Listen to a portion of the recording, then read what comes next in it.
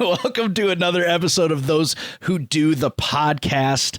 With you as always, I'm Zach. This week we're having a redo. We're having a redo because when I was out in California, we recorded an episode of this podcast that somehow exploded because technology sucks. So this week, and that's actually, I'm kind of glad we're doing it now because we have more life stuff to talk about. Because we have Tim Johnson here. Tim Johnson is a former master brewer, a distiller, worked in the beverage industry for longer than most people have careers, and he has now moved on backward to his truer love of art. Correct? Yeah, that's a good way of putting it. So we have all kinds of cool life stuff to talk about because Tim has danced in both worlds. He's danced in the world of creativity. He's danced in the world of corporate America, and he's dancing back again. And the funny thing, I hate when people say that. The funny thing is, because it's not really that funny. With you, they're never funny, so it's funny. Oh, yeah. Oh, I suppose disclaimer, Tim and I have known each other for 25 years. So the thing that's pretty cool about Tim and what people don't realize is there's more than one way to be creative. So Tim dealt in creativity in the beverage industry by creating new beverages, and also is an incredibly talented artist, and he won't probably admit, but also musician. And so Tim's got all kinds of different dances that the little monkey does. So, so Tim, thanks for coming on again after we screwed it up before. Tim is one of my oldest, closest friends, and we'll try not to bag on each other too much because it gets a little tiresome sometimes. I mean, we think it's amazing. I mean, we are our own two biggest fans, but it's the surest sign of love, I think, between the two of us. 100%. And the fact that we're basically just negative clones of each other. Yeah, absolutely. Absolutely. We're both our statures are not exactly monolithic. And Tim's just a little paler than me and has a full head of hair. But otherwise, we are both as infuriatingly neurotic. For sure. We're gonna go all the way back in the Wayback Machine, Tim, and we're gonna talk about you as a kid, and then we'll make our way up to how we met, and then what you've done with your life since then.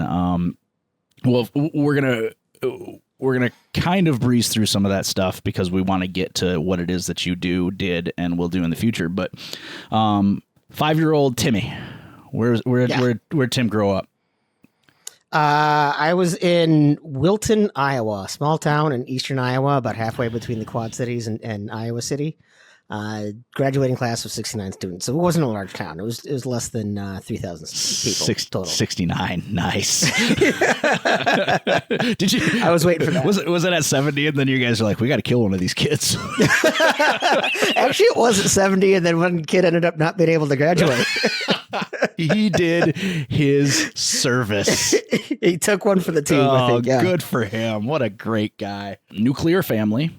Correct? Yep. So mom, dad, sisters. Too. Oh, that's right. I keep forgetting. I always think one sister, and I don't know why I have that locked into my brain. Where do you fall? where do you fall in the gestation? I am the youngest. Oh. I always like to say that my parents tried until they hit perfection, and then they decided to stop. And they gave that one up, or what?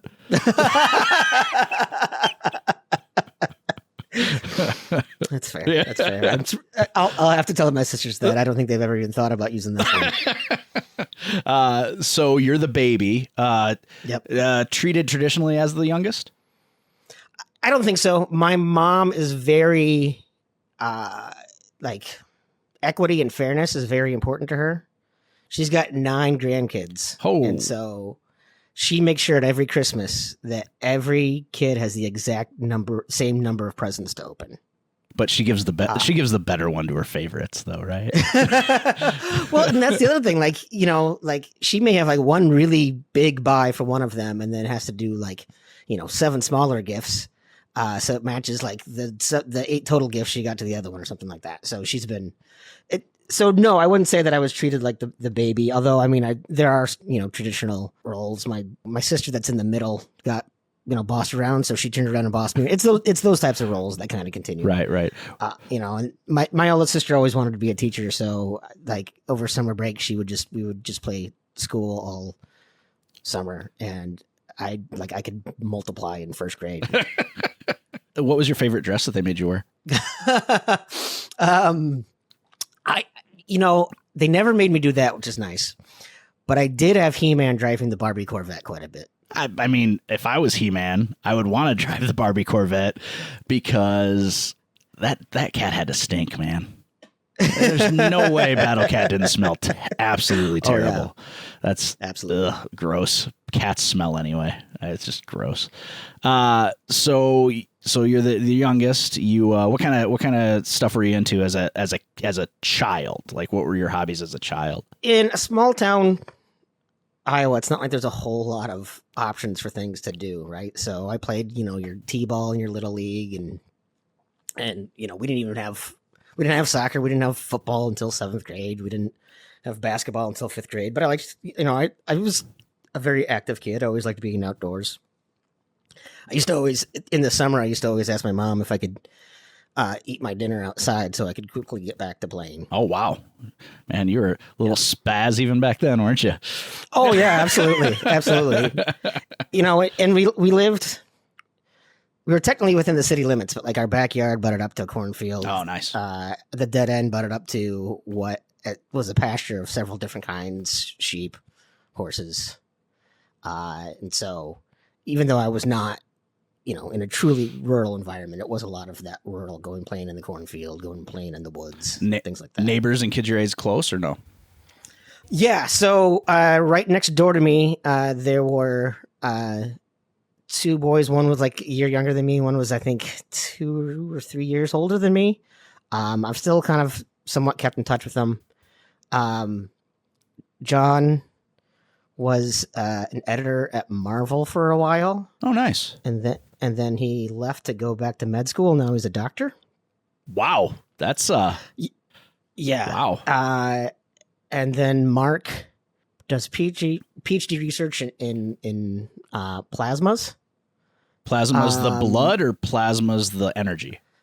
The energy. Oh. So he studied a lot of like physics and aerospace and stuff like that. So they were both polymaths, and so even though I felt like I was, pretty good for a public school kid, I always felt dumb compared to them. Watch me play my guitar, guys. Like, we're sending people to Mars and making lightsabers, you little dork. Yeah, exactly. Well, like their parents were like, their dad was the city attorney, and their mom ended up running like biomedical research at the University of Iowa for years. So wow. It was not a underprivileged, undereducated family by any means. What did your folks do? So my dad, his original degree is ag education. Before I was born, he was actually a high school VOAG teacher. And for the Starmont. For people that don't live in Iowa, Wisconsin, either the Dakotas, Nebraska, or Illinois, VOAG would be vocational agriculture, correct? Yes. Yeah. No, there's definitely a lot of that. There's definitely a lot of that Midwest vernacular that I take for granted. Yeah, so he did that, and then he started working for Pioneer just before I was born, and he was the plant and production manager for their microbial genetics division. Interesting story about that. I think I told you about him going into East Germany with white powder. Yeah. He switched into the kind of doing some ag sales for a while. His true love was agronomy. And so, we'll get to college in a second. But when I was in college, he was getting his master's in agronomy, and he finished out his career as a technical support agronomist for Iowa State Extension. When you started to say his true love was, I was like, I hope he's not going to say another woman. Like that would have been weird. His true love was adult education. I've been educated by some adults. My mom was in education before she had kids, and she was a stay-at-home mom until I was about in third grade, and then she went back and she taught like preschool and kindergarten. So I mean, really, you had a pretty traditional upbringing. I mean, Dad obviously would have traveled quite a bit then, working for Pioneer, though, right? Yeah, he had a lot of times where he was going out to Portland for things or traveling internationally. It was always fun to have him come back from something in Europe and neat stories or books that he'd bring back or complaints about the food in some other countries and things like that. How much of his job was travel? It was not as much as you would think. I would say he probably had one big trip once a quarter, but a lot of smaller trips. A lot of that stuff was, even if from Eastern Iowa to Des Moines or Johnston or whatever they're technically at, sometimes that would still be an overnight trip, even though that's a couple hours, but if you're going to have meetings and things like that and start the next day. Right. But he was mostly around though. He was mostly around. Yeah. A lot of fond memories of playing catch, teaching me how to, shoot guns and take me fishing and things like that. You and your healthy family, nobody's interested in that. I know that it does not at all explain why I ended up the way that I did. Yeah, really, there should really be some abuse. Yeah, I know. When you look at me, you assume a whole lot more trauma than that is actually there. Look at you though; you're all trimmed up and looking respectable. Yeah, that was definitely a thing that in the brewing industry I could get away with looking like a bearded, perpetually gross man who was constantly sweating, covered in green dust and things like that. But yeah. I grew this beard before it was cool. Hipsters. Hey, I did have a beard, but like before I even got into the brewing industry, I had a beard. I just let it get a lot longer when I could get away with it. So we let's move little Timmy into where he's becoming Tim. He's going into high school with his 68 classmates. You get into high school. What are your interests then? Once you're starting to kind of, well, I won't say mature because I know you, but yeah, as you're moving into adulthood. I was still doing sports, basketball, track, cross country. I really was into a lot of art projects. I tried to take as many art classes as I could. Weirdly, I was also into math, which surprises me because by the time I got done with my last math class, maybe 10 years ago, I was very happy to be done. Yeah. Yeah.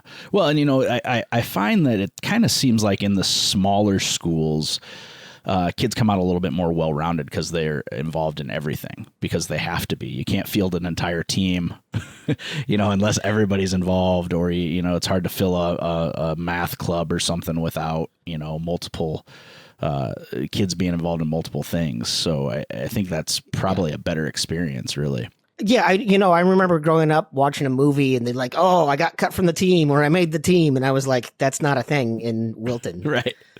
Like, "Oh, you're breathing? Did you make the team? Did you fill out did you sign your name on the line? You made the team." Like, Yeah, but coach, my grade, shut up.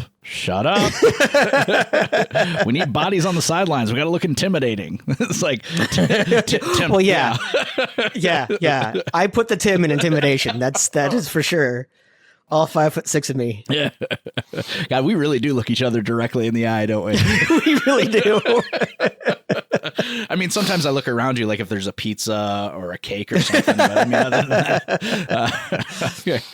What's your social? And I think I already know the answer to this because it's a small school. But what's your social structure like? What's your like? How does that look in a small, semi-rural school? Yeah, obviously everyone knows everyone. There's still cliques, but at the same time, the cliques all overlap. Right. Because I had neighbors that were a little bit older than me, so two other guys in my neighborhood, Chad and Tom, just lived like half a block away from me. They were a little bit older. and even, some of my sister's friends I became friends with. So I found out as a freshman and a sophomore, I was actually hanging out with a lot more juniors and seniors than I was necessarily people in my own class. What's the age breakdown between you and your sisters? Christine is 2 years older than me, and Marsha is 4.5. Oh, wow. So they were, so it was every 2 years. So when I was in 8th grade, Marsha was a senior. Oh, so that's kind of nice too, because you do kind of have that built-in, unless you're being a total douche, you kind of have a built-in friend group there too. Yeah, that you can kind of. Was dating kind of incestuous, like because it was such a small school? Did it feel weird? So it's really funny because there was one family in the town where there was the parents, I guess. So this girl I dated in like 8th grade, 9th grade, her mom and her aunt, her mom's sister were married to her dad and her uncle. So the two brothers married the two sisters. So that tells you, that tells you everything you need to know. I mean, my mom and her sister are currently married to brothers. So that's fun. So it is definitely that. And my family did not come from the area, which was really rare for that town. Everyone was related to someone. I wasn't related to anyone other than my sisters. So that was a little weird for people. They had a hard time understanding that. I mean, the good news is like, the teenage pregnancies were far less likely to involve a third arm if you, if you were to get involved. I mean, it's like, oh, thank God, we're finally we don't have to just wade. We can hold our breath and go under in the gene pool here. Finally, thanks. It's like you bringing in a guy to get with the Amish. yeah. No, I should have. We had Amish around that area. We had the Mennonites. We had the Amana colonies. I could have done the whole circuit. Dude, you could have paid for your college. Those people have money, man. All you need is a sheet and a hole in it. What? It is funny though, because you mentioned the teenage pregnancy, and my that 69 students. I think there were at least 4 moms, including one who was a mom twice, and then a couple of guys that were dads of them or dads of girls in different grades. So you'd think with the 69, there'd be very little pregnancy. Fair. I should really be better than this, but what do I have to lose? Really. You wouldn't think in a small town that but what else is there to do? No, that's pretty much it. I spent my entire childhood knowing I wasn't going to stay there. That was my plan too, but here I am. But it was really just I knew I was going to get out. I knew that every time people talked about like the best years of your life, it wasn't going to be my childhood. I always laughed at the concept of homecoming. Because none of the alumni that showed up to the homecoming game ever left. Right. I always think it's great because I also never went back, and I live here, and I never went to. I mean, my kids played football, so I ended up at a homecoming game that way. But like, it was never like, oh, homecoming's this weekend, we got to go back. Like, what is this? Yeah, Back to the Future.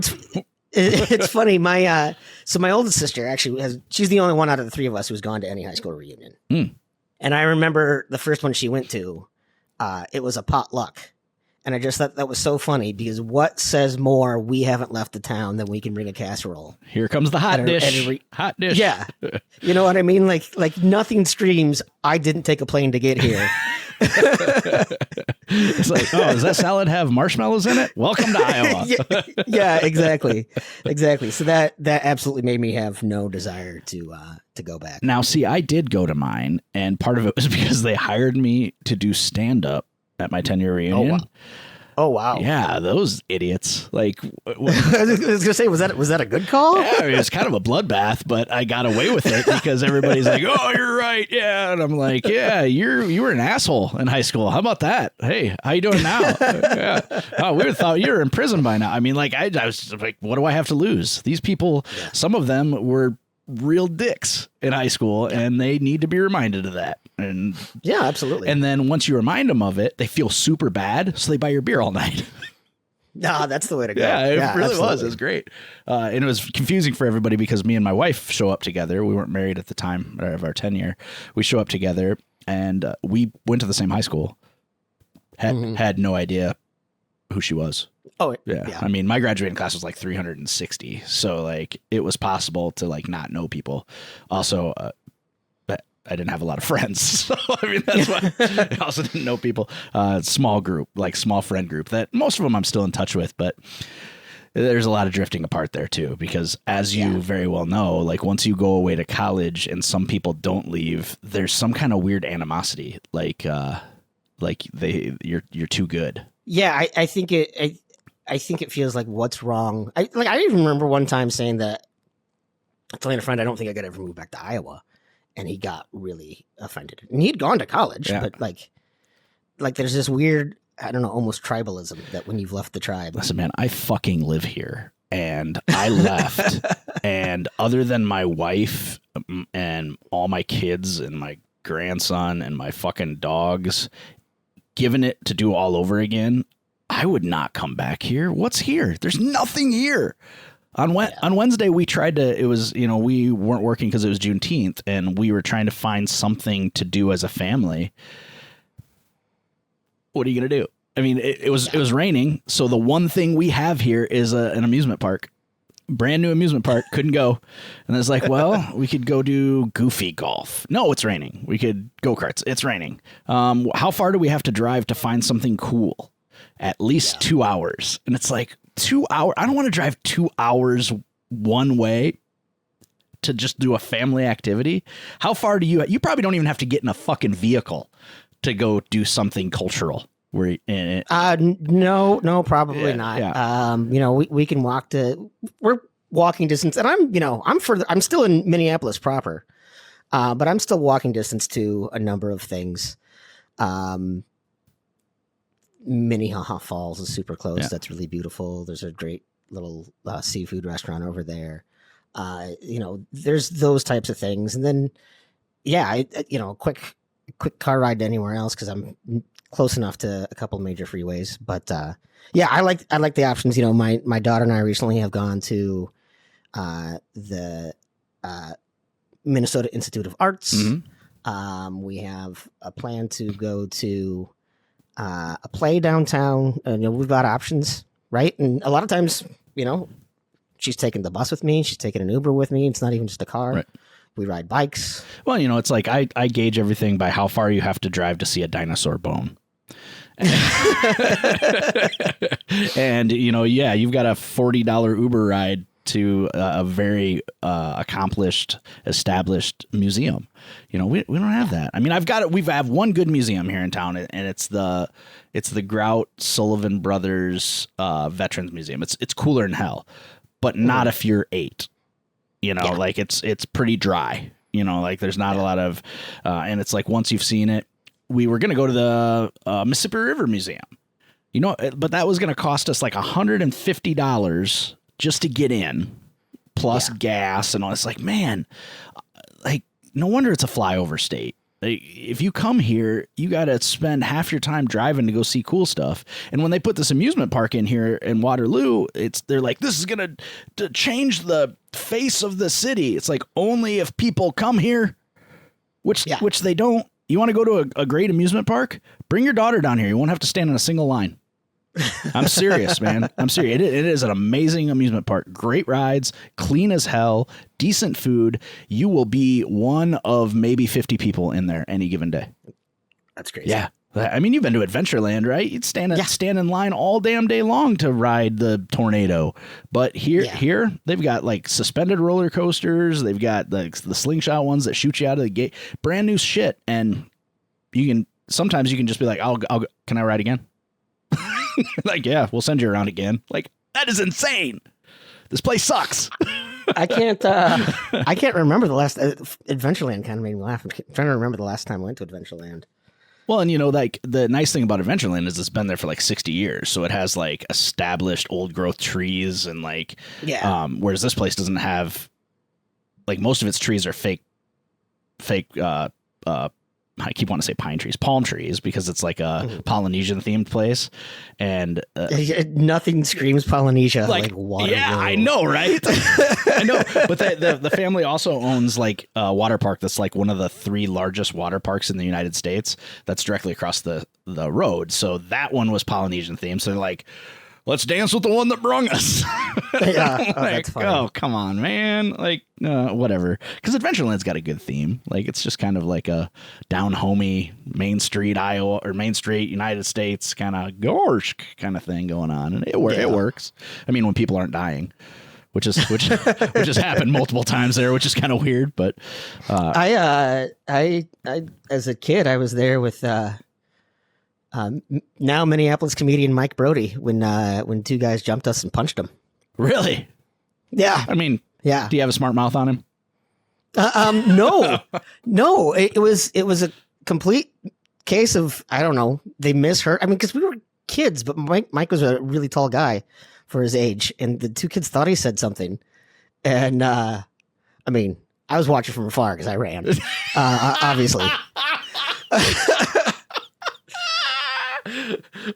He actually uses that in his stand-up today, so that's pretty funny. He fucking better. Yeah, and then my buddy Tim, all I saw was the soles of his shoes. Yeah, pretty much. And that was before I was on the ground. Yeah, I'm definitely, if we get jumped, I'm tripping you and running type of guy. Good to know. I mean, that would have been great information to have before we went on an adventure walk in Burbank. Oh, yeah, that's true. I mean, then we found out later that's also like the safest town in California. Cleanest. Oh, my God. Remember all the graffiti that just wasn't there? That wasn't there. Yeah, it was amazing. Insane. I've never seen that little graffiti yeah. I'm still, so when I got home, I was like, a lot of times we'll get on Zillow on Sundays and drink coffee and dream. It's like, man, let's look at some houses in Burbank. Maybe that's not a thing. It's not a thing. No. Nope. There's a reason it's so clean there. It's because they pay for it to be. Those houses are expensive. Like, they make Oregon look affordable. If you want half the house for 3 times the price. Yeah. Yeah. That's like, hey, this is a beautiful 800 square foot home for $2 million. It's like, does it transform into a giant robot or anything? No. And it's a fixer upper, so bring your tools. Like, what the shit? So you are in high school and do all the normal stuff. Regular girlfriend in high school at all or anything like that? Not really. I didn't date until later. Yeah. There was part of me that was just part of it as I was, small and a little bit of a late bloomer and not necessarily. When's that gonna happen? Yeah. I was not nearly as conventionally attractive as I am now with my rugged good looks, but no. Also, I didn't really have a whole lot of interest in it because I don't know. I didn't see it as like, I knew none of the relationships were going to last long term. Right? Like there was no future that involved me staying with anyone that I was dating from Wilton. And you didn't want to get stuck there, obviously, Yeah. So, but I mean, I did date a little. I don't know. I think college is where that changed for me. I mean, every high school kid is, I think, trying to get their pee-pee touched a little bit. So, I mean... Oh, well, no. I'm not gonna pretend like that wasn't in play there. Like a cute farm girl comes up and is like, Tim, I would like to tongue kiss you. And you're like, I don't want to get stuck in Wilton. No. Yeah, no, I don't. Yeah, no. Well, that scenario rarely came up. Let me just say that. I would have thought, it's like a guy with the rugged good looks of a Lego character would have just pulled it left and right.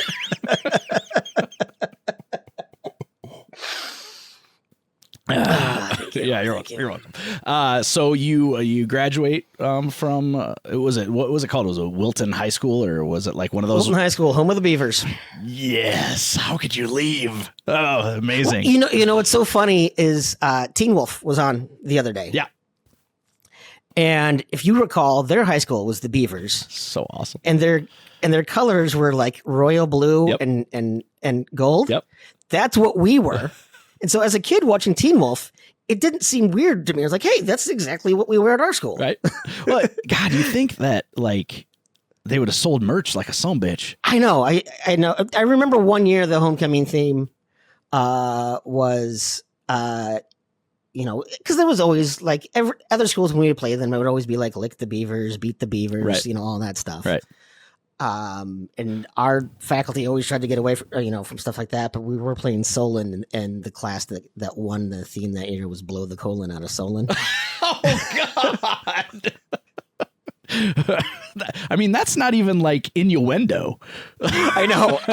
I don't know how that one got through. Wow. Wow. Well, good for them, I guess. I vacation in Oregon a lot, and I felt like I needed to bring like hats and t-shirts and stuff back home, and it was either like the Oregon Ducks or Oregon State, and I think the choice was obvious. Definitely going to be the Oregon State Beavers for this guy. Yeah. So you're the Beavers, and you decide, all right, we're graduating. Was Iowa State your first choice? Iowa State was my only choice. Wow. Like, because that was the only one they would let you in, or because that's the only place you wanted to go? Only place I wanted to go. I was actually offered a full scholarship. I can't remember to what school in Iowa, but my folks met at Iowa State. They got married where they were at Iowa State. Both my sisters were at Iowa State and dating guys at Iowa State. I grew up. I don't think people that aren't from Iowa understand what it's like to grow up the only cyclone in the heart of Hawkeye country. Yeah. You build a kind of a special identity with it. Right, wrong, or indifferent. I'm not saying that it's right. Didn't spend too much time with that. It's right. Yeah, but yes, and so no, Iowa State was. I remember when I was 2, I said when I grow up, I'm going to be an art student at Iowa State. And they're like, Iowa State has art? Well, or not 2, in 2nd grade, but still, yeah, no, right. Yeah. Well, because I'd gone there with my folks, and we had gone to the gallery that was at the Sheeman building, and then I got to go into the College of Design and see that, and so yeah. Well, and like, granted, I'm a little biased, but if you're looking at beauty for a campus, hands down, Iowa State destroys U of I. Like, oh yeah, absolutely. I mean, it is a beautiful old campus, and it feels warm. The other day, I was in therapy, and my therapist was like, "So did you enjoy college?" And I was like, "I fucking loved it, man! Like, It was just such a great experience." I'm not saying like bad things didn't happen while I was there, because some really fucking horrible things happened to me when I was there, but overall the experience, and I think it's because it was Iowa State, it was just such a great campus. Everything felt like home. And even still to this day, when I go back and visit campus, I just feel like I'm home. Like, it feels very comfortable to me. And it is just when you think of like an old school college campus, I mean, I'm not talking like Yale and Harvard, old school, but pretty close, really. I mean, if you think about it, like as far as the architecture of the buildings, and I mean, there are still a lot of old buildings on campus that get used. So yeah, it was my only choice as well. Like, I was not going to go anywhere. I did apply to UNI for some reason, but that was like a fallback if for some reason I didn't get into Iowa State, but that was not really a thing that I was afraid was going to happen. Yeah, I wasn't worried about it. I didn't bother to apply anywhere else. I didn't even cross my mind, really. Yeah. And I had no reason other than I didn't want to go to Iowa. Yeah. I was like, I do not want to be a Hawkeye. That's not something I want. It's the people that were going there from my school at the time. I was like, yeah, I don't want to be around those assholes anymore. Yeah. So, I think, did you feel comfortable there right away? Iowa State? Yeah. Yeah. So one thing that helped was my sisters preceding me, then we would go up a lot. Yeah. I'd go attend Visha. I would do things like that. I had a pocket knife at Visha once. No. I did have some friends. Like I said, I hung out with with, older friends in high school too. So like my senior year, I was spending a lot of time Right. in Ames actually. So I already knew how to navigate campus. I was very familiar with that. Did you deal with any issues, because we are so similar? Did you deal with any issues once you got there of like just loneliness? My second semester freshman year, I did. Yeah. And what was what held it off until your second semester? I think just the newness and just how exciting college was and how much I was just so excited to be out of Wilton, I think sustained me a little bit longer. But then that second semester is when, the newness of college wore off. See, and for me, it was first semester. Like I remember like, and I don't have a particularly like close relationship with either of my parents, but I remember sending my mom emails. Like I was just like, I'm just so lonely here. Like I don't know anybody. I don't have any friends here. And my high school girlfriend, who I wasn't with anymore, also went down there. So I would like have lunch with her and stuff. And actually one of my uncles died in the first semester. And so like she was there and came and like, hey man, this sucks. I'll hang out with you and whatever. But I had never been in a situation where I had to like make a friend from a stranger, like, because, you saw people around in high school and you just kind of fell into friendships or whatever. But like, I'm in this building living with people, including the guy who lives in my room with me. And I don't know any of these motherfuckers, so I'm like, oh, what? So I just left my door open and played Tecmo Super Bowl until people came in and they're like, hey, is that Tecmo Super Bowl? Like, it is. Can I play? Please. Please do. But so like I don't know that I've talked to anybody. Like this just came up in therapy the other day. Like I don't know that I've talked to anybody about how lonely I felt that first semester, just because it was like one of those memories I didn't remember, and now it's very clear and I remember how that felt. And it was just like, it was almost like a panic. Like, have I done the right thing? Should I be here? Why don't I just go home? It's like, no, idiot. I'm so glad I didn't. That would have been a fucking disaster. Yeah, no, like I said, I was lucky enough to have not necessarily people from Wilton per se or Durant, the closest town, but like friends that I had met before, so that they actively tried to include me. Nice. Like swing up to my room and say, hey, like they weren't even on my floor, but they were in Helzer, and so they'd actually swing up, say, hey, we're all gonna go grab lunch. Do you want to come with, or something like that? And that certainly helped. Dude, I was in Helzer all the time. I'm surprised that it took us as long to meet as we did. Yeah, I know. Hey, a friend of mine, his girlfriend, they went to the same high school and they both went to Iowa State. They didn't know each other until after. So like, wow, that's insane. Yeah. Wow. Yeah, that shit happens. Yeah. But well, the other thing, like, I don't know. There was, I wouldn't ever say that I was shy. I wouldn't say that I'm necessarily innately gregarious, but I've always kind of loved just having fun with people. Mm-hmm. So like my freshman year I took a class with this guy named Shane. He was from like Belmont. He was a big kind of farm boy, football player guy. His roommate was a big weightlifter, big guy. And Shane lived in Helzer as well. But I had never like acknowledged him. And one day at lunch, I saw him sitting with his roommate and his friends, and they're all eating. And I walk over to his plate. I don't say anything. I grab the Surge, since that was what everyone was drinking. Because they were really pushing it at the time. Grabbed the Surge from his tray. I downed it. I slammed it down and walked away. Oh God! And his roommate was like, "Do you know that guy?" And Shane immediately played along and said, "No." And so this went on for like a week before finally they're like, okay, come on, how do you guys know each other? It would have been a great gag where like every time you interacted with, you were totally bullying him. Yeah. Like every time, like knocking his books out of his hand. He's this great big dude. And like, he gets in on it. And he just always acts like a little bit afraid of you. And then we're like, what's going on? Like, nothing. Well, and that's the best part is Shane and I never really talked in class. I don't know what gave me the confidence to just be like, I'm gonna just go do this, And then eventually, like, we became friends and hang out in each other's dorm rooms and whatever. Right.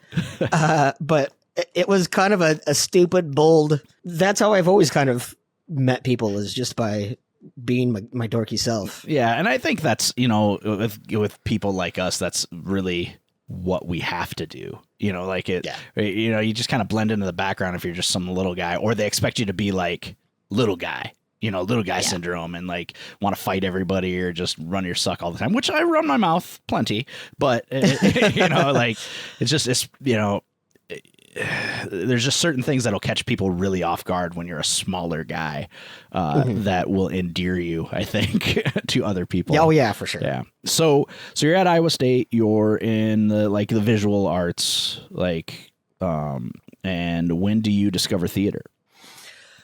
So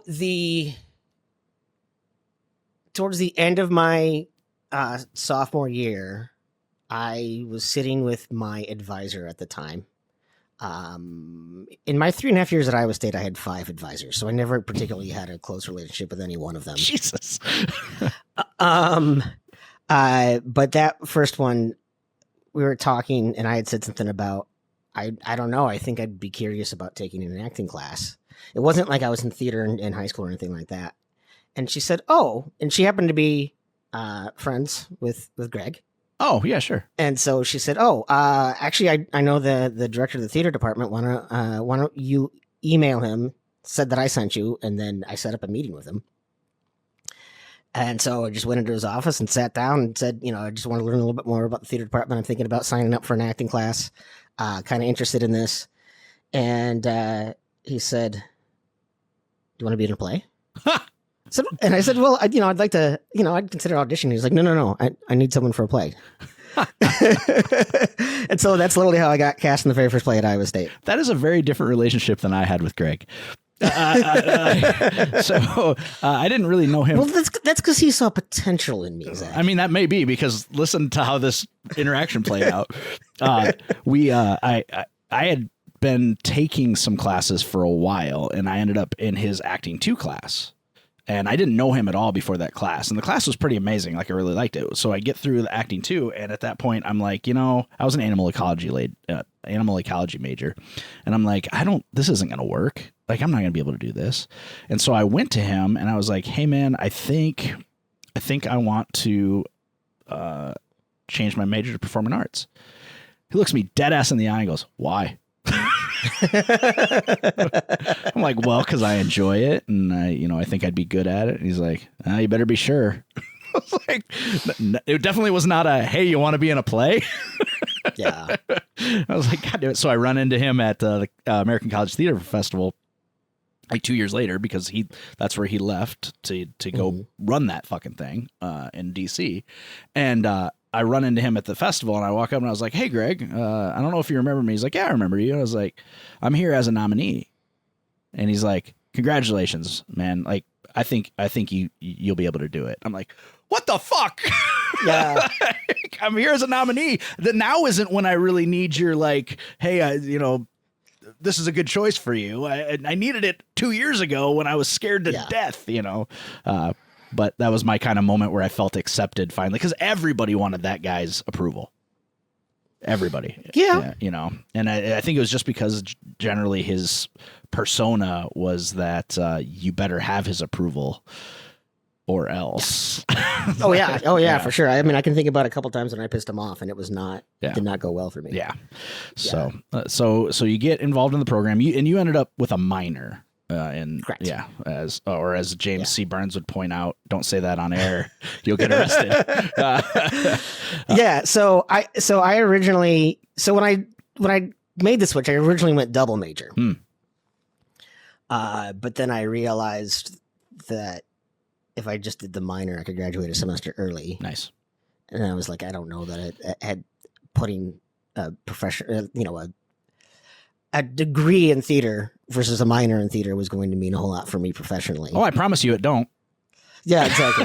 I used to kind of get frustrated because the performing arts, particularly the theater department within that sphere, had a ton of people that never worked cast and crew on a show, never auditioned for a play, and I'm like, what are you trying to get at? Like, right. And not just taking a class, like they majored in it. Right.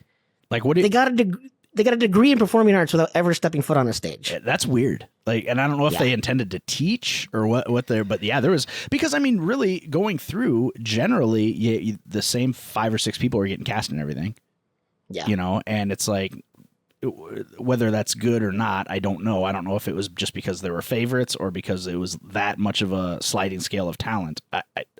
It's too long ago for me to remember, but that is wild. And it wasn't like it wasn't its own department. It was technically a part of the music department, which is weird. Like everything about it was weird. I mean, I enjoyed it. I loved it.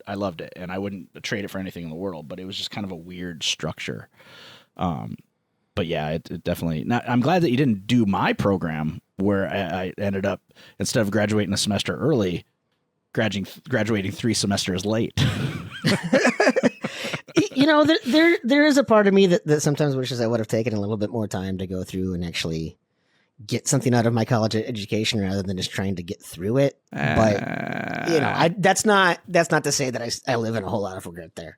I think for me it's more just the as I do a lot more self-discovery and as I've learned about myself through various different jobs, I realize, boy, it would have been a whole lot easier had I done this when I was, 22 rather than 42. Oh, for sure. Those types of things. And I've, there is that. But at the same time, college was awesome. It really, really was. Yeah. I had a blast. I was always worried that I was going to treat college like our parents' generation treated high school. Oh, like it was the best time of your life and that's all you ever talk about? Yeah. Yeah. Yeah. Like I didn't want to peak in college just like everyone else was peaking in high school. I do think there's a difference. But at the same time, you're asking a 17-year-old kid what he wants to do for the rest of his life. Right. And then he graduates, he's like 22 and you're asking him what he wants to do.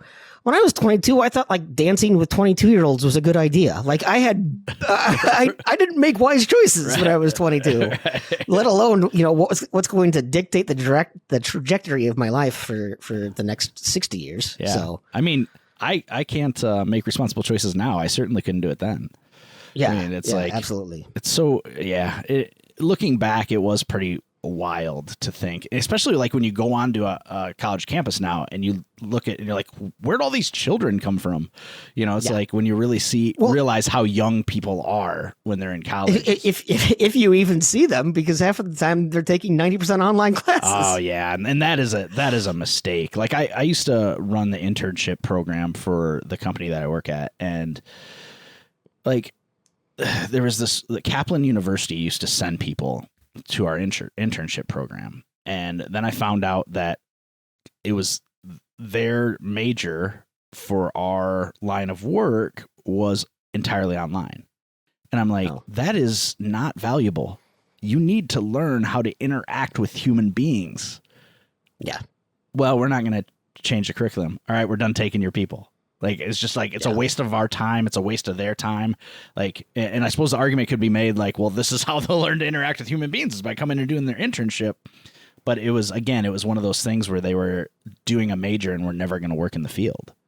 And it was just like, well, no. I mean, and people need that human interaction. Like, I get that there are introverts, but generally you're going to be a more well-rounded person if you've had experience with, people.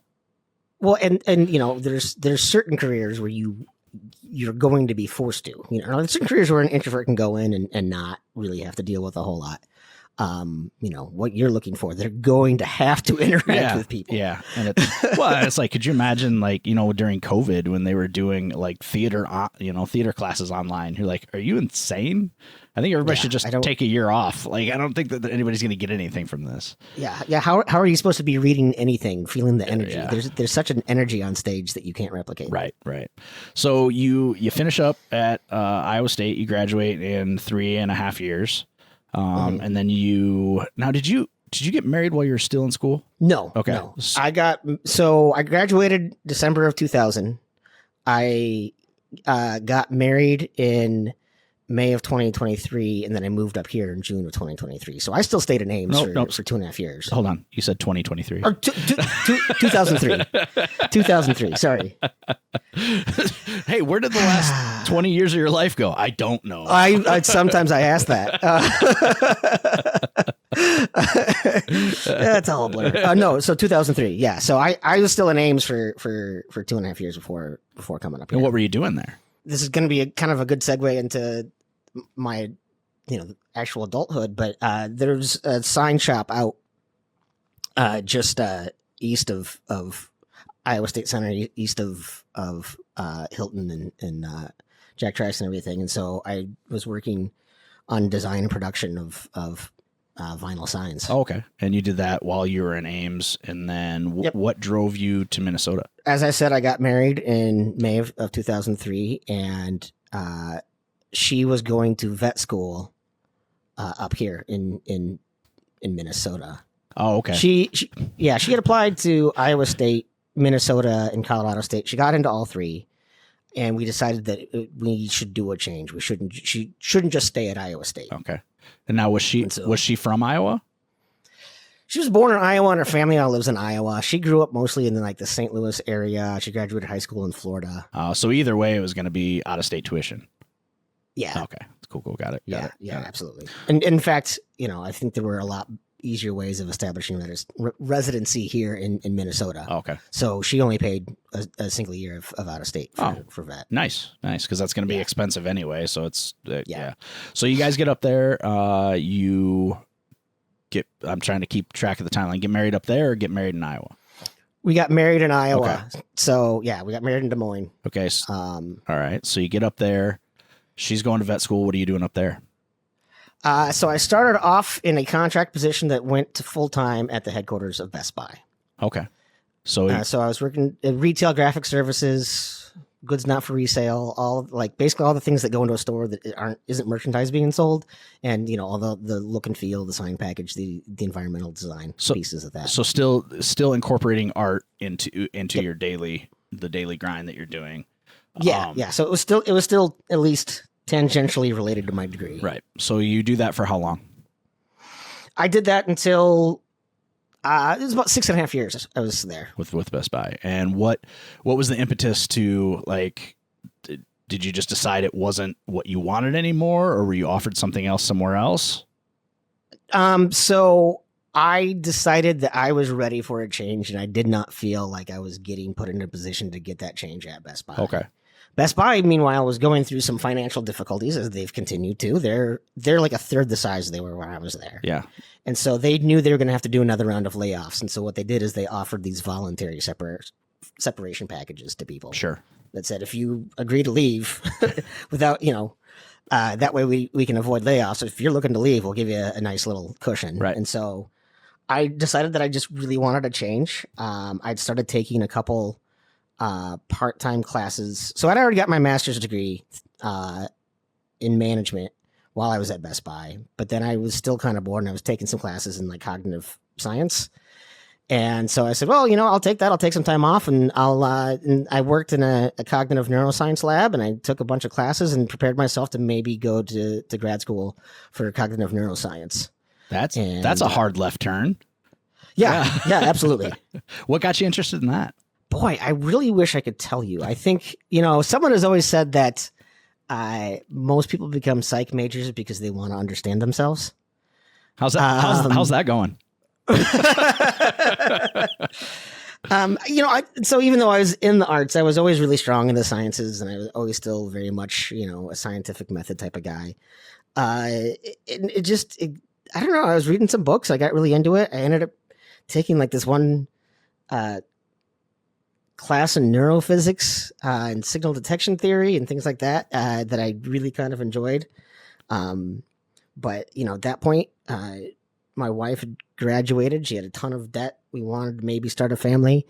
And so it just didn't seem like it made sense for me to go another 4 years without a real income. Sure. So that kind of stuff, is that basically how information is transmitted throughout the brain? Is that the signal detection theory is really interesting. It's really more kind of about predictive behaviors and things like that. Okay. Okay. So it's more of a it is more of a psychology thing than a biology thing. Well, it's a branch of neurophysics because it's really talking about how the brain processes. Oh, okay. Yeah. Isn't that what I just asked you?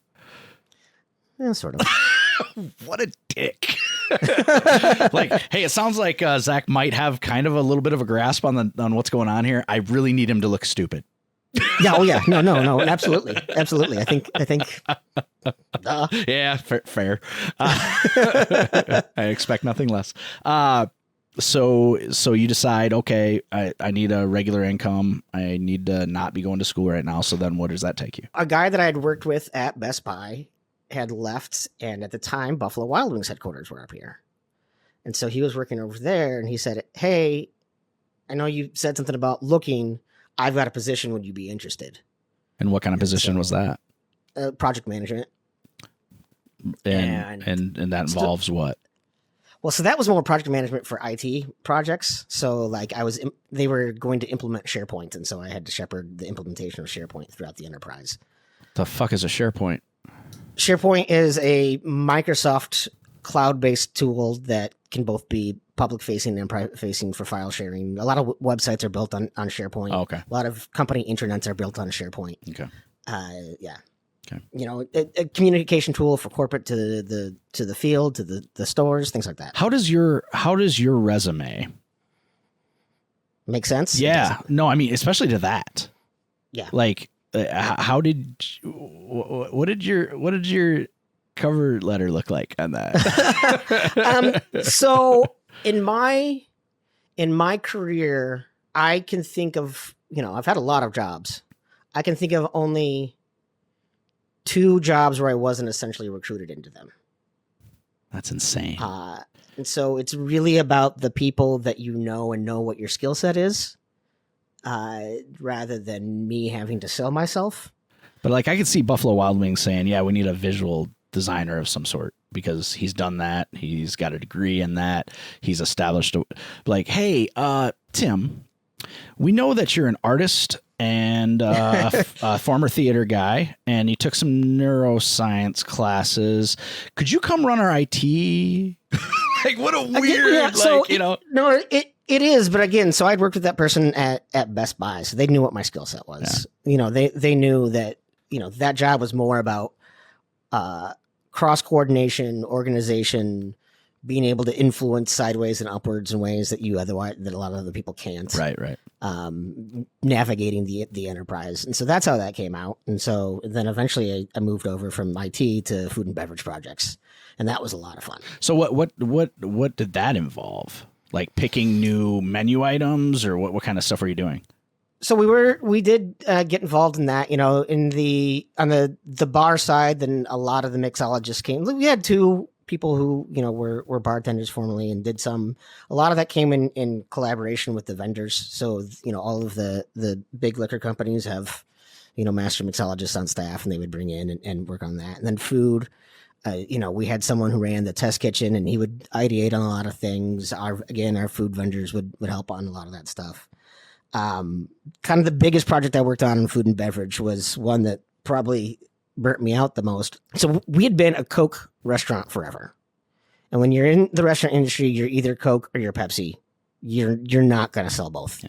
And the reason is, if you decide, no, I want to make my customers happy, you're not going to get any of the advertising support. You're not going to get any of the rebates. You're not going to get any of that. You're going to spend twice as much on your soda, because they're so liberal with what things soda can pay for. There's a little Pepsi logo that represents 10% of the picture. That's a in-store Buffalo Wild Wings ad that you didn't have to pay for. Right. And then the massive rebates that come with that. And so we had been with Coke forever, and there was this leadership team a lot higher than me. So members of like EVPs and gigantic franchise owners. Like there was one guy who owned Manhattan, the Times Square, and Las Vegas, and all these giant ones. Guys that would fly in a private jet to come to the meeting, whatever. And they were talking about whether or not they should take it out, and then they should take it to an RFP, a request for proposal, and the vice president of purchasing was retiring. So his give a shit was like nothing. He did not care. And they were having a lot of very unproductive meetings. And my boss said, hey, because she was involved, and she said, hey, I'm just having a really hard time with these meetings. I suggested that we bring you in because you're really kind of good at coordinating that project management piece or whatever. And so I just thought I was going to be in there to advise. And so I went in and I sat in one meeting. They asked for my opinion. I said, okay, well, I think honestly, I'll just sit down with Kevin. We can talk through those things and he can bring it back and then you guys will be all set. Next thing I know, I'm invited to all these meetings and I'm having to basically walk through the request for a proposal with people all around the country. And then we sent it out and the award came back and Pepsi far outshone Coke. And so they're like, okay, well, Tim, that was great. So how are we going to implement this? And I was like, you're kidding me, right? I've never been an operator. You know, I've done a little bartending, but I've never been an operator. They're like, no, we just need you to kind of do that. And so then I ended up getting, having to I got blamed for a lot of it because a lot of people didn't want to switch from Coke to Pepsi. Right. But I didn't make the choice. I just helped facilitate their making of the choice. So two things about that. One, the RFPs go out. Coke submits something. Pepsi submits something. You end up picking. So you went with Coke or went with Pepsi? Sorry. So you went with Pepsi. So you went with Pepsi. Meanwhile, RC Cola's going, the fuck? And was this a little bit a problem or a solution in search of a problem? Like, I mean, you really can't go wrong, Coke or Pepsi. I think we were vastly overpaying or not taking, like, Coke really just took for granted that they had us. Oh, okay. In fact, what they returned for an RFP was really unimpressive compared to Pepsi's. So they weren't trying to woo you because it was like an old married couple. Like, I'm not gonna wear nice clothes or take you out for dinner because we're already together. Yeah. Oh, okay. Yeah. No, that's a really good analogy. And Pepsi, presses with pass-through rights to the NFL, right? Oh. So if there's a Pepsi Buffalo Wild Wings co-branded campaign, well, Pepsi can mention the Super Bowl because they've got NFL. Oh, right. Right. And so if Pepsi is 51% of the ad, whereas we always just had to say the big game. Right. Right. Come and get your wings for the big game. Yeah. Type of thing. So a lot of like the pass-through rights. Cricket, right? It was a cricket game. Yeah. A lot of those, a lot of the celebrities. Right. So right away we had commercials with, some of their musicians and with, like Andy Dalton was in one at the time. And so because of all of their other properties that they had, and then, they are big in the snack game too. So, right. A Doritos crusted wing and the commercial with Britney Spears and a Doritos crusted wing dipped in Mountain Dew. Yeah, basically. Jesus. Yeah. So I mean, they just came in with kind of a lot more to offer, and so But, so now it's a matter of. I mean, they had a lot more to gain. If they bring in Buffalo Wild Wings that they didn't have before, a national chain, Coke already has you, so they're like, well, and I don't think they must not have realized what they stood to lose. Yeah. No, that's. I think that's absolutely true. It's insane. I think and the rep that for Coke that had us. I felt bad for him. He was. You could tell he was devastated. I think he felt blindsided by it. Yeah, I suppose. The Great Buffalo Wings Coke versus Pepsi Civil War happens, and this is what year? This was over the span of probably late 2012 to 2014. Okay, so you're probably just becoming a dad right around then, right? Not quite. No. So Lily was born in 2015. Okay. So she's a little bit younger than my oldest daughter. So you're at B-Dubs. Part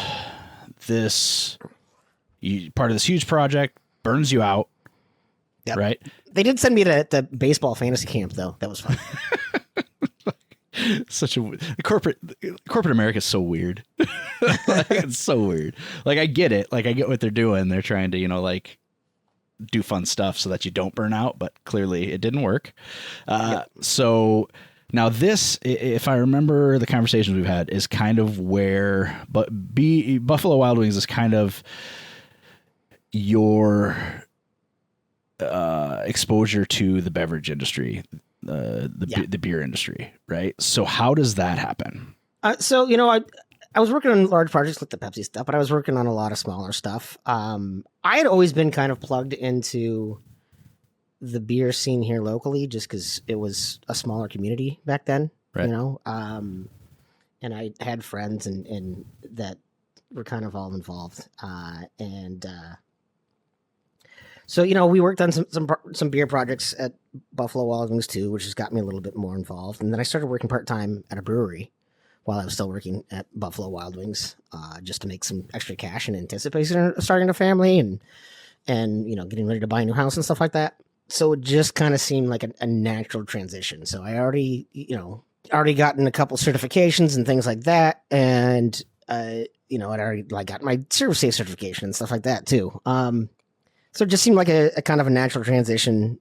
One would kind of help support the other, bartending would help support my support of what I do for Buffalo Wild Wings, and what I do at Buffalo Wild Wings would help better inform me when I was, at the brewery. So that was your role at the brewery as bartender? At first, yeah.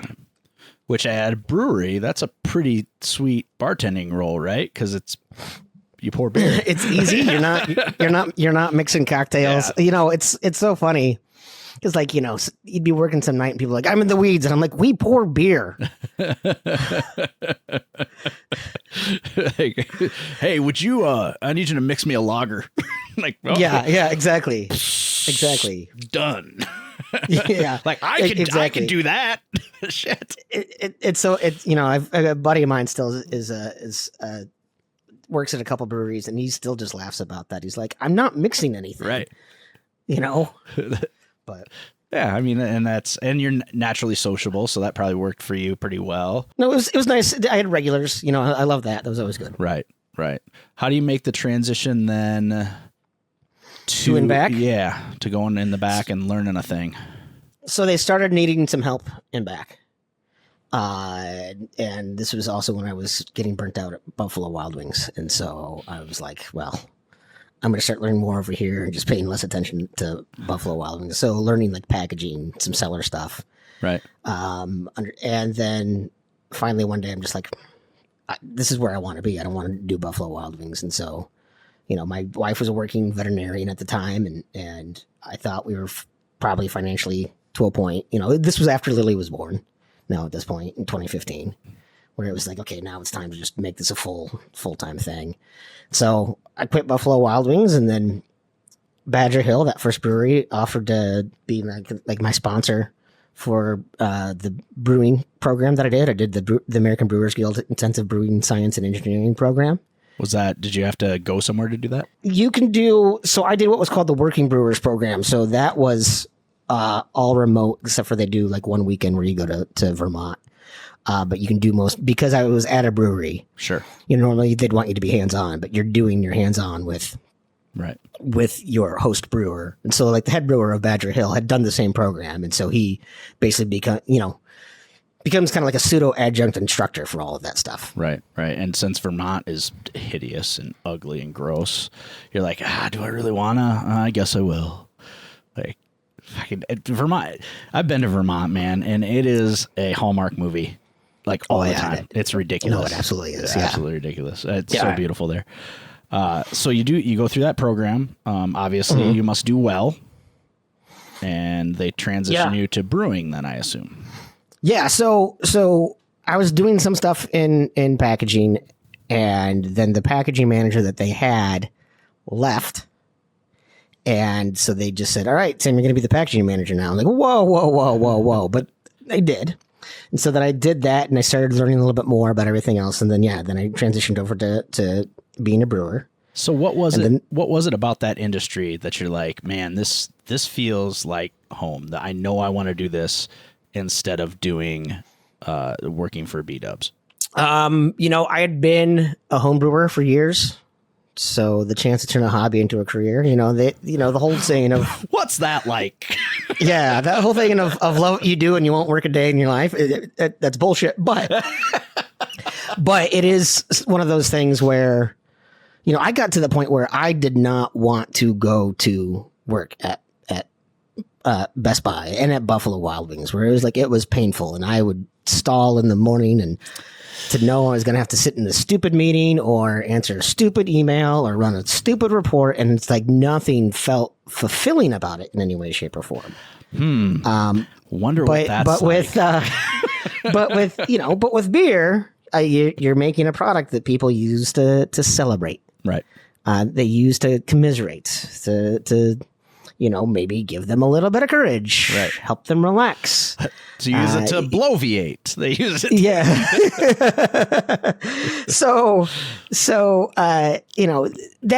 And that also, like, a lot of the stuff I worked on, whether that be at, Best Buy or Buffalo Wild Wings, when you start it can be like years out before you see your results. Right. In brewing, it's 1 to 2 months before I'm tasting that product and knowing that I made. And so there's a little bit, it's not instant gratification, but there's a little bit more of a gratification with all of that. Right. And, just being able to work with my hands, do physical manual labor. I hadn't done that in forever, and it was really good for me at the time. How much of it was the fact that you could actually see people experiencing your product? Oh yeah. No, I think that was huge, right? If I took part in a formulation of a new style of nachos at Buffalo Wild Wings or whatever, you'd see that feedback online, but a lot of it's all noise, and there's, I hate to sound elitist, but the people leaving Facebook comments on a craft brewery's webpage care a little bit more about the product than the people leaving comments on Buffalo Wild Wings Facebook page. Yeah, I suppose. Yeah, I mean, yeah. I mean, you don't see a lot of y'all MFers better bring the hot Tennessee back. So here's this, for example. You're not going to get somebody generally on a craft beers page saying, I ordered this beer and gosh, it was an IPA. I hate these IPAs, because they know what they're going there for. Whereas you go to Buffalo Wild Wings, they happen to have an IPA on tap, and they get that IPA. They're like, what the shit is this? This ain't Busch Light. So I don't think it's elitist. Yeah. I think it's, you know what you're going in both of those places. Generally, you're going in there because you know what you want. Buffalo Wild Wings, because every Buffalo Wild Wings is the same everywhere you go. It's like going to McDonald's on a road trip, right? Whereas you go into a craft beer brewery, odds are you're going in to try something new. Yeah. Well, I think the other thing too is Buffalo Wild Wings is this big generic entity, right? So they don't feel like they're getting mad at a real person when they're complaining on Facebook's page. Sure. Right? Sure. But these smaller breweries, they tell their story about the owner and the founder, and they're community connected, and they're a lot more local. And so now I'm not yelling at this big corporate monster. Right. I'm yelling at this dude with a wife and 2 kids, and now it humanizes, I think, the interactions a little bit more. Well, a lot of the times they're yelling at Buffalo Wild Wings. They're yelling at the waitress Stacy, who was dumber than a bag of hair and brought my food and it didn't taste well. It's like, hey, stupid, yeah. Stacy didn't make the food. Like, you're yelling at the wrong person. Yeah, I know. I would agree. There's definitely there is a huge difference. There's going to be a difference in what people want and what they're complaining about, for sure, and how they do it, how they complain about it. Yeah. Although a couple of your examples about my beer is an IPA and I hate IPAs. You just spend 5 minutes on Untapped, the beer rating app, and you'll see a lot of that. I honestly only go on Untapped to talk about how much I love a beer. Like if I don't like it, I generally just don't even do anything. That's the way it should be. I made a Hefeweizen at Badger Hill called "There's Always Money in the Banana Stand." I could not make an Arrested Development reference at some point, and Hefeweizens, if you don't know, during fermentation produce isoamyl acetate. Well, isoamyl acetate oil is what we extract from bananas for banana flavoring and like candies and things like that. So it's the exact same compound. So that's why Hefeweizens have a really banana characteristic, right? And so I made that beer. It's very clearly described as having banana characteristics. It's got banana in the name. This guy jumps on Untapped to rip it apart. He said, first of all, bananas have one place, and it's on trees, not in beer. And I was like, well, A, bananas don't grow on trees. You might want to look that up.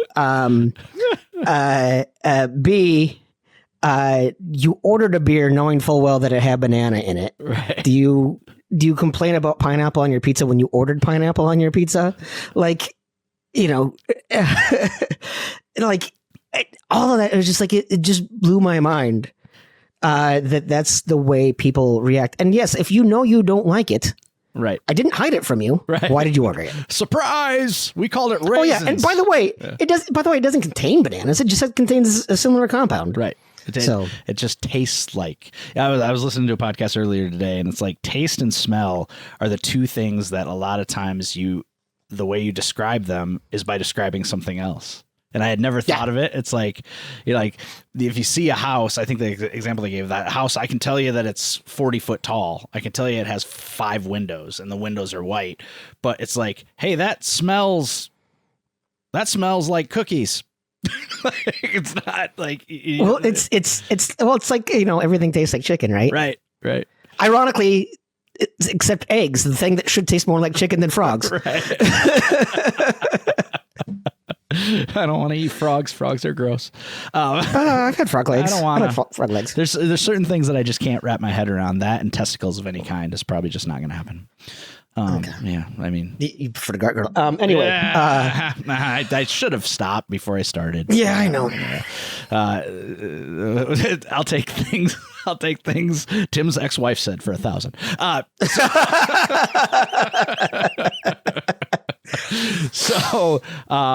So you are starting the process of brewing, and what is that hierarchy? Like, I know that there's like, you got head brewer, you got master brewers, how does that all work? What do all those things mean? It kind of depends on what brewery you're at. Most brewers don't like to use the term master brewer. If you see a brewer calling themselves a master brewer, the rest of us hate him. Oh.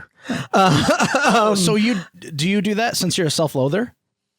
No, I just hate myself for a lot of other reasons. Oh, okay. Yeah. But yeah, so most, when people say master brewer or brewmaster or brewmeister, all of that, I just giggle. Most places we just all refer to each other as brewers, and some might say head brewer, some might say lead brewer, and they certainly have their roles. In some places, there are people that like Keith Villa, the guy who created Blue Moon and basically popularized an American wheat for the entire country. He has his PhD. Call him a master brewer. That's completely fine. Right. But like most of the places around here, you're probably going to have one head brewer who's in charge of kind of all of the operations. Some might call him a director of operations or something like that. Then you're going to have a lead. And you might split your leads to be like someone who's, head of packaging, or you might have someone who kind of does both, depending on what your packaging looks like. And then you're going to have some people that, you might still refer to as brewers, but they almost never hit the brew stand. The brew deck itself is probably the easiest part of the job. Like, it's the most repetitive. It's the part where I always say I could train a monkey to do that. If the recipe is good and the process is good, then I really kind of don't care who's up on that brew deck. Cool. Like, I can't tell the difference between Todd's brew of that and my brew of that and Steve's brew of that and Derek's brew of that. Is it just basically they just have to follow the steps? Yeah, in a lot of ways, you have to, you have to be smart enough to troubleshoot if things are wrong, right? Because we're constantly, when you're brewing, you're constantly checking pH or, bricks or gravity and looking at all of those things. Hey, you want to take 2 seconds and explain those two industry terms that nobody knows what they mean? Well, pH, I would think you would all know. That's why I said 2 instead of 3. A lot of brewers don't really use prick. I know. A lot of brewers don't really use bricks. They more use specific gravity or degrees Plato. They're all just basically a measure of the density. So you're trying to find out what the sugars are. You're my density. Oh. I was gonna make a Crispin Glover joke, but I'm gonna Rats. There's rats everywhere. So you get okay, that wasn't fair. You get Brix is used a lot, like when determining the mix of syrup to soda water in a soda fountain. Where does that term come from? I don't remember. It's like BRIX. It sounds very like random. Well, I mean, think about all these other terms like watt and ohm and erg, and they all, they're usually somebody's name. Yeah. Is Brix somebody's name? They're probably. That's the first guy they put in. Like, how long does it take him to sink to the bottom? All right, we're gonna call it Brix then. Yeah, but basically, what you're trying to do is you're trying to measure the density, so you can figure out. In theory, all that density is sugar. And for the most part in beer is we just treat it kind of differently than just saying it's just pure raw sugar like Brix does. But really, what you're trying to do is you're trying to say, you're measuring as you're running off. You're trying to measure what the density of each kind of portion of that mash that you've pulled off, so you can try to hit your target density. And then you're going to, after a fermentation, you're going to track it to see how much it's going to go, and then you can say, okay, we started here, we got here. Theoretically, our alcohol percent is right here. Okay, so for the uninitiated, like in the simplest terms, and like obviously you could probably do a whole hour on this, but like the basic steps of brewing a beer. I mean, you start off with recipe creation, right? And then you source your materials. A lot of times, so the malt in particular. There are still a few places around the country, not really many, that do their own malting. That's really expensive. It's really hard. It's not worth it. So most of us are buying malt from maltsters. And malt is turning what into what? So what you're doing when you're kilning or malting barley, basically what you're doing is you're causing some sprouting to get germination. So you really are getting a lot of that. Those starches expressed, so that you can really get that. And then you also get color and flavor components from it. Okay, good. So mostly we're going to already start off with malted grain. You may or may not have gotten it pre-milled. I always prefer milled or not milled. And so then we put it through a mill. It gets mixed with water, and that is called the mash. Okay. And that is where the water temperatures are activating enzymes to convert the starch from the grain into sugar. Okay, sure. So you run off that sugar water, and depending on your system, it's going to go to a boil kettle, and that's where you're boiling the beer. The A is going to act as a disinfectant, and B, it does kill off some processes, and it does maybe add a little bit of things like kettle caramelization. But then it's also you add your hops, and they're going to get isomerized, which is just a way that like a certain amount of bitterness is going to be coming from those alpha acids that are going to create that kind of bitterness. And then later additions create more flavor and aroma compounds that come out.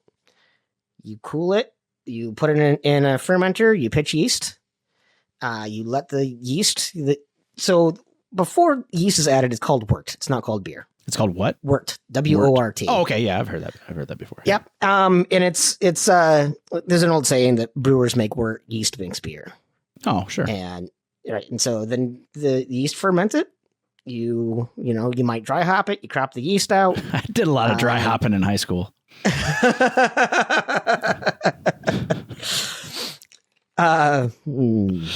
Anyway, and so then you package it.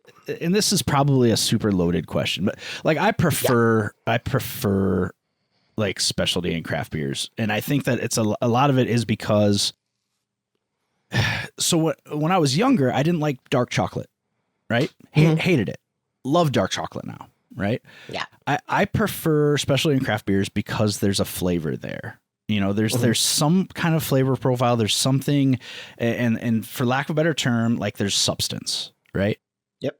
It's crazy to me that when you think of your Bud Lights and your Michelobes and all this other stuff, like the process exists. Yep. And the beer ends up tasting so flat, so boring. Yeah. And it's like, but that's what sells the most. And like, it that's frustrating to me because, and that's, so like if I go to Hy-Vee is a grocery store around here, you guys got them up there now. You're obviously familiar with them because you're from Iowa. They have a separate wine and spirits store that they run usually within the area of it. And so when I go into Hy-Vee Wine and Spirits, there's one a block away from my house. So I go in there quite a bit. I'm not going to go into the back cooler. I'm going to hit that specialty beer aisle because I want something that I'm going to enjoy drinking. Like not just are they keeping that stuff on a warm shelf? The specialty beer stuff? No, fuck no. It's in a cooler, but I mean like the walk-in cooler is where like your old Milwaukee and your Budweiser and stuff. No. It's just open, and it's kind of crazy to me that I mean I know the whole concept of put the stuff everybody's going to buy clear to the back, so they have to walk by other stuff that they may then grab. But I'm kind of surprised that the specialty stuff isn't in a back cooler and having the stuff that everybody's going to buy right out front. But I wish there would have been more specialty stuff when we were in college, because I think my tastes would have developed a lot sooner. Now, granted, I didn't have any fucking money, so there was a lot of natural ice drank, in college. But just the idea that most of America just drinks whatever they can get down the fastest is bizarre to me. So I will say that I don't shit on the macros. I think some of them are some of the best beers there. It's just more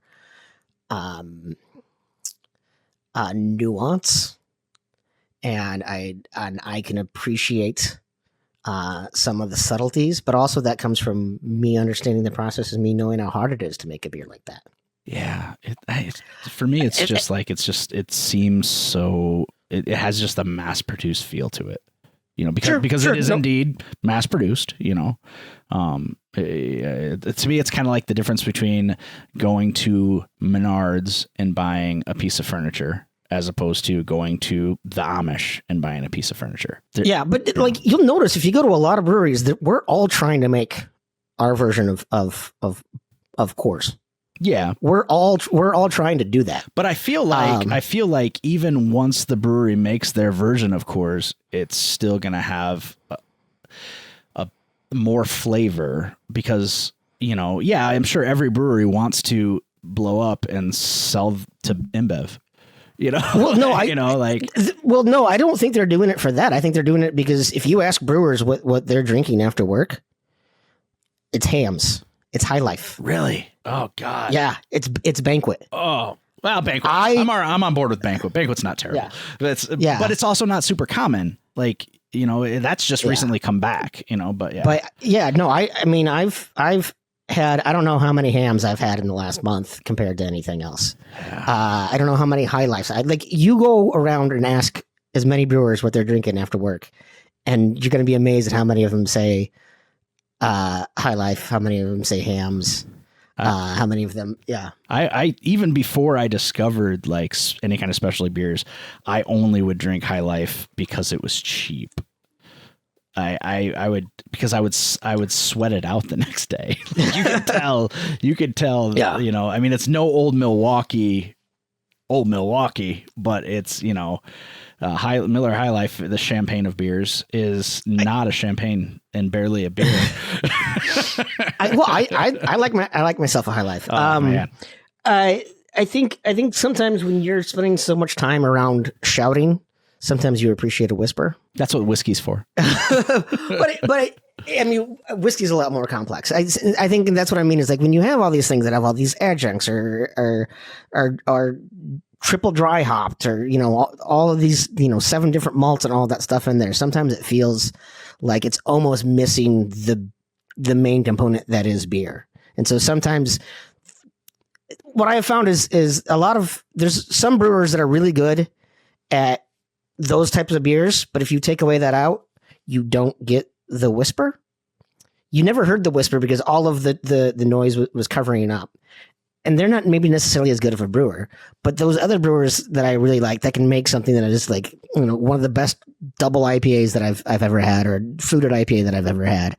And then they strip that away and they just make their American light lager, and it tastes like I'm just drinking a banquet. Those are the ones that I really like. I mean, I made 2 beers. One was technically a cream ale, but I remember the first time I handed it to another brewer, he's like, I thought I was drinking a Budweiser. And it was like the best compliment I could ever have gotten. Oh, wow. That's crazy to me, because like I, when I decided I liked dark chocolate, every time I eat a milk chocolate now, I'm like, this is, where's the chocolate?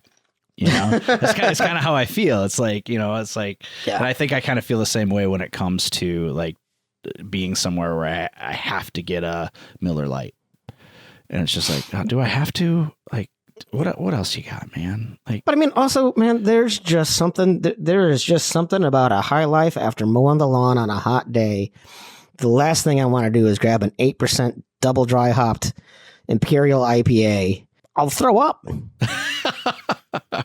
I'm like, is it cold? Sold. Oh, yeah. Speaking of completely off topic, but before I forget, have you seen these Back Pocket made these the Iowa State? They're the official craft beer of Iowa State. Have you seen those cans? Mm-hmm. They are gorgeous. They're great cans. Like, I mean, and the beer's not bad. But like the cans are so perfect. Like you got the black on white or the white on black or whatever, and even the top of the can is black. Like, it's like, they're beautiful. And then the Cardinal and Gold ones are just, I think it's because they're so vibrant. Like, even the black and white are very vibrant. Like, that's a perfect example to me of, they saw me coming. They're like, I'm going to get this idiot's attention with this shiny nickel here. But then I got it home and I actually liked the beer, so that helped. But I was like, those colored toppers, those anodized colored toppers will eat up your chalk on your candy line faster than anything else. Oh, yeah. I always like to steer clear of those. Yeah. Well, I mean, I don't have a canning line, so I don't give a shit. No, absolutely. I get, I mean, Monster, who made those things such a big deal. Oh, I suppose. Yeah. So did we get all the way through the process of the beer? Yeah. Okay. So, yep. So you're brewing and you're at Badger Hill. I remember you being at Badger Hill. So you're there for how long? I was there for about 6 years. 6 years. Okay. So 5.5 maybe. Yeah. So your time there starts to wind down. You decide to do what? So when I decided, I had been the head brewer there for a little over a year. That we'd gone through some ownership changes. We'd gone through some other struggles. I was having some pretty significant mental health struggles. I'd gotten divorced a year earlier. Medication was causing some pretty wicked side effects. And so I had actually talked to someone who had a different project that I was going to kind of contract consult on. So I left in February of 2020. Oh, fuck. Yeah. God. Oh, man, I'm sorry. Yeah, exactly. So that all kind of fell through, but it sort of worked out because, my daughter had distance learning. Right. I was going to have to find a job or not work to be here for distance learning anyway. Right. So basically I just took a year off. And then in 2021, I was like, you know what, this is maybe a good time to make a transition anyway.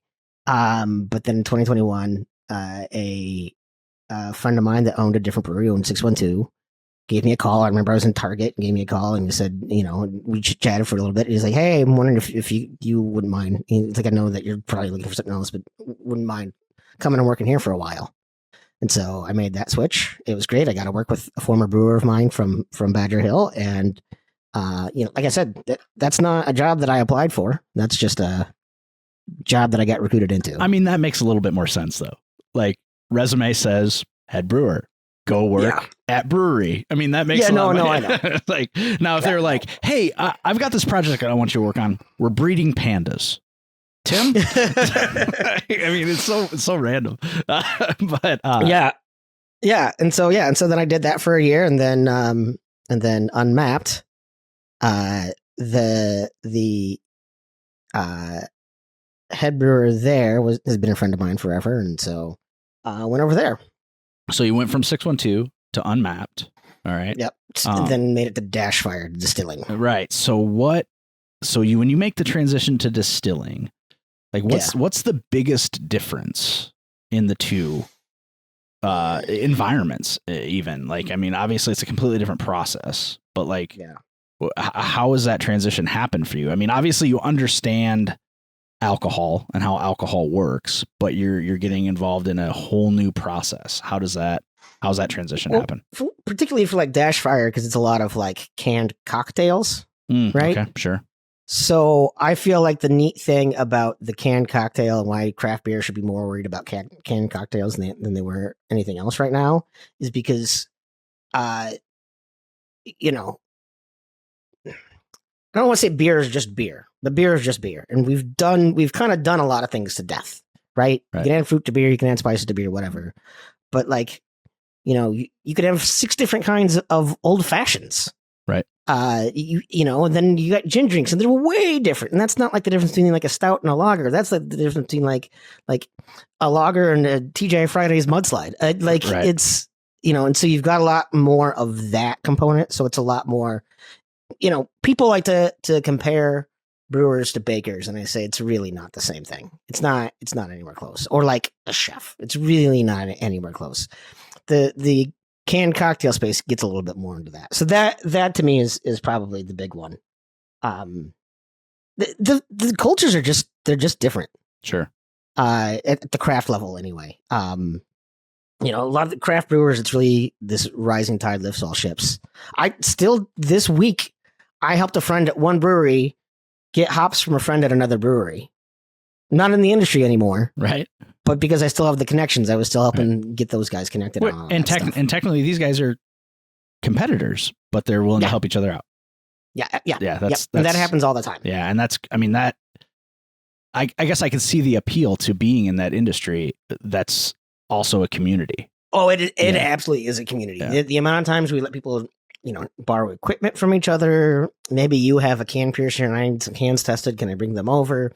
You know, oh, hey, I just realized that I got shorted a bag of Crystal 40 on my last order. Do you have one I can come steal it from you? You know, a lot of that stuff. And, you know, we really try to support each other at breweries and at beer fests and things like that. So, it definitely, for me, as much as I said that, you know, beer helps people get a sense of belonging, maybe it breaks down some barriers. The industry itself had a lot of that effect on me too, not alcohol related. Now, as long as you were in the industry, did you see as the space got more choked up, did you see less of that? Because, you know, when the craft beer industry first takes off, you've got all kinds of room for everybody, you know, and now everybody and their sister has a craft brewery. I mean, they are everywhere. I just saw a thing on one of the Oregon pages that I follow. They're like, hey, what's your favorite craft brewery? And this is just on the coast. I only saw one repeated twice, and all the rest of them, like, it was like 200 comments, and it was all different places. It's a pretty saturated market. Have you seen that affect the community aspect of it? I don't really think I have. Wow. It's interesting. Craft beer is in an interesting time. So this past May at the Craft Brewers Conference, which I did not attend, but I read the recap of, I downloaded the documents. Every year that they've been keeping track of the stat, more breweries open than close. Last year, aside from the pandemic, if you throw out 2020, last year they were almost about dead even, as many opened as closed. And so far this year, they're actually trending. There's going to be more closures than openings in the first time in like 20 years. And that kind of shows that the market is either starting to equalize or even tip, right? That is definitely, there's a lot of factors, but that is definitely probably something that's going on. I've actually noticed, and I've even read reports of shelf space for craft beer actually shrinking. A lot of people are pulling out of distribution.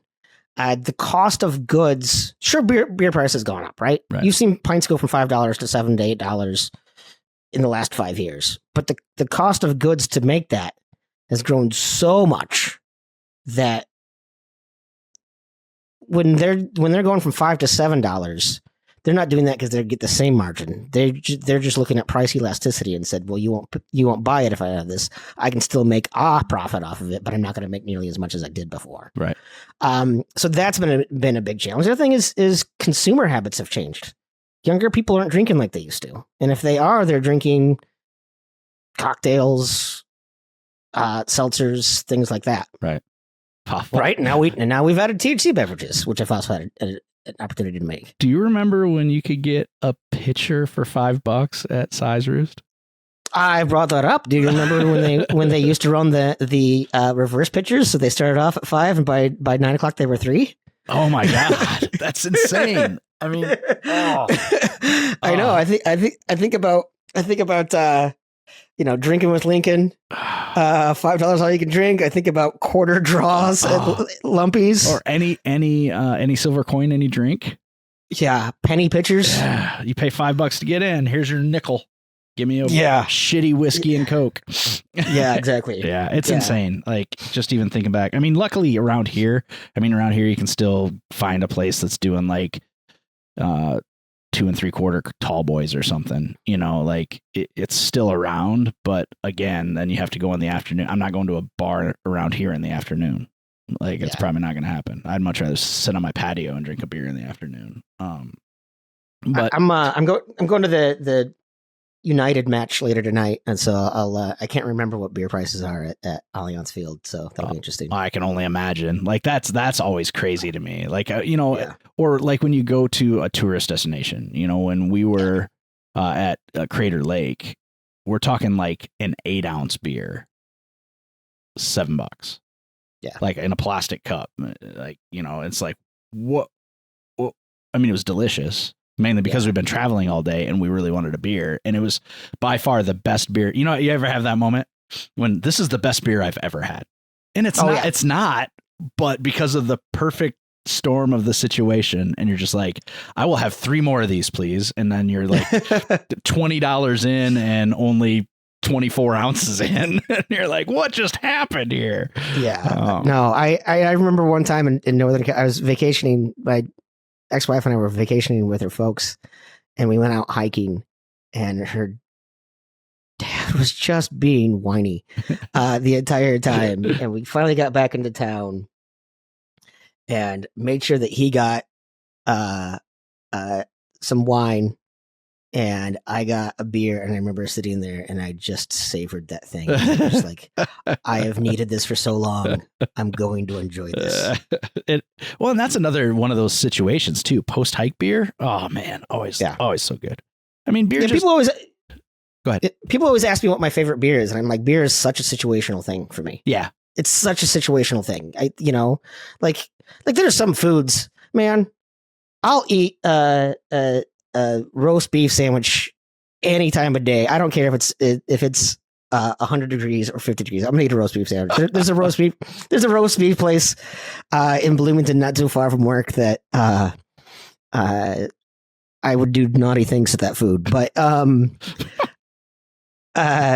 like beer, like I'm not gonna drink a double chocolate stout after I mowed the lawn. Yeah. You know what? Right? And when you mention a double chocolate stout, now I feel is the time for a public service announcement. If you're going to make a fucking s'mores beer or like a maple beer, be fucking reasonable about it. Because if you're going to throw all flavor, no beer, I'm going to throw it up after I drink it. Sometimes less is more. Please stop doing that. I get my hopes up. I see like a s'mores beer, and all I'm looking for mostly is the graham cracker notes. Mm-hmm. And then I end up getting hit in the face with like what feels like a dump truck of marshmallow and overwhelming chocolate. Like not cocoa nibs, but like someone has force fed me chocolate by a ditch digging shovel. And I'm just like, I don't feel good. Yeah, no, I agree. I still want my beer to taste like beer at the end of the day. Yeah, I'm drinking yeah. beer because I want beer. It's like when I see someone that says they love coffee and then I watch them put 32 creams and 27 sugars in there. Right. And I'm like, you just like caffeine. Right. Right. I mean, sometimes a nice iced caramel something is good, but I mean, I agree. I still want there to be a coffee flavor there. And beer especially. I want it to be beer first with some nice subtle flavors there that make me go, you know what? This is new. I like this. This is new. And I like what they did here. Not, oh my God, it tastes like I licked a bottle of maple syrup from the inside. Like, not even, I want it to taste like I licked it from the outside. Like somebody's hands had just been a little sticky and left some maple syrup on there instead of doing the whole like scene from Super Troopers while I'm drinking my beer. For Christ's sake. So yeah, I would agree with that. So you get into distilling and you work there for how long? Not even a year. Okay. And matter of fact, as we were talking in March, you were like, yeah, I need to get out of the beverage industry entirely. Yeah. It's time for something new. And I've never been as happy for somebody as I was for you. And you're like, I had an interview with a company where I could potentially be doing art again. And I'm like, oh man, fucking good for you. Like, good for you. Like being able to recognize when you're like, hey, I'm done with this. And I know what I want to do. And I want this opportunity. And then to get the opportunity and land the gig, man, I'm so happy for you. I really appreciate that. So happy. I'm going to live vicariously through you for at least the next 5 years. Yeah, man, it was time for a change. You know, this wasn't ever going to be a career I could see myself retiring in. Like physically, that job was very physically demanding. Right. And it wasn't good for my mental health, and it was not good for my financial health. That is one of the things that I mean, you know, and being able to recognize that for yourself and have marketable skills that you can apply somewhere else.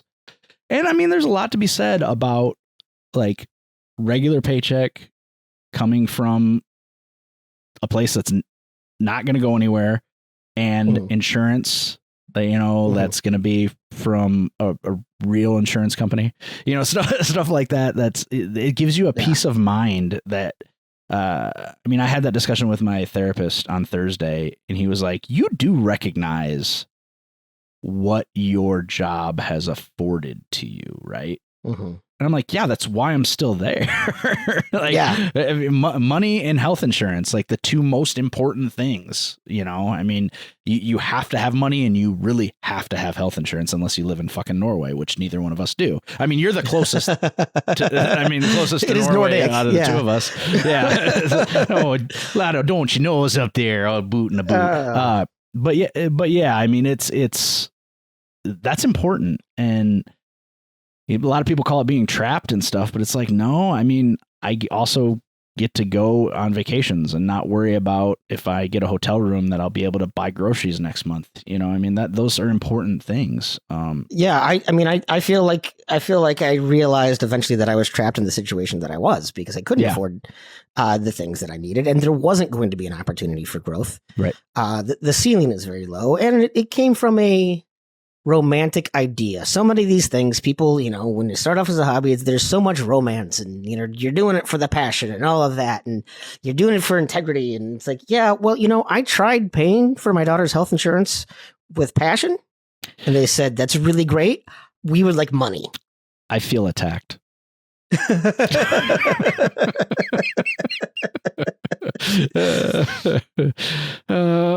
Yeah, no, I think that's the sign of so a lot of people will, like, you know, you deal with a lot of unreasonable people in life, and you know, I have people that have worked very hard for what they've gotten, and they've been very fortunate that it's worked out for them, and they're very successful. And, you know, they'll tell me on a regular basis, like, you're just giving up, man. You're just giving up. And I'm like, no, I'm not giving up. I'm growing up. Like, I have to acknowledge that I probably, because of the way I've set myself up, have 5, maybe 6 years left in the career that I'm in, and then I can retire with a pension.